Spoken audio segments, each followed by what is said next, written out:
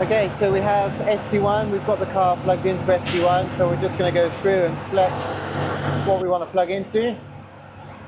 So the tester is plugged into both the engine ECUs. There's one for the right hand side, there's one for the left hand side. One is for 1 to 6 and the other one is from 7 to 12. So what we'll do is we'll check the errors first. So we've got our list of errors, and this is for the left-hand bank, the right-hand bank. So these are all the possible errors that you can have in the system. So it looks like we've just got those 3. So now we can come out and have a little look at the parameters.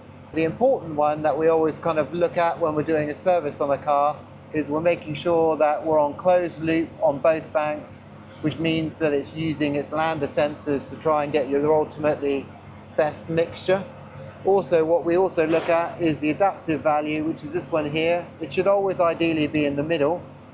So you've got short-term adaptive, long-term adaptive, and you can see that this one has gone out of range, so it's red. And on the short term on this one, you can see that's out of range as well here, and that's in the red.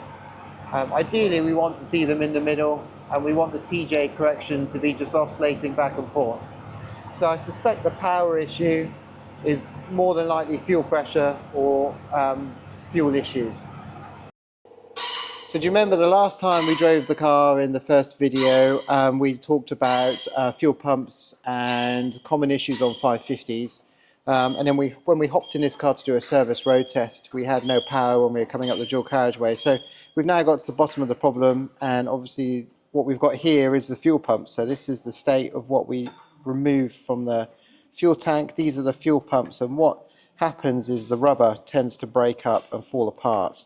And then that gets sucked up in the fuel pumps and blocks the fuel system. This is something that all 550s are going to suffer with, and it's the ethanol in the fuel which is just causing the damage on the fuel pumps.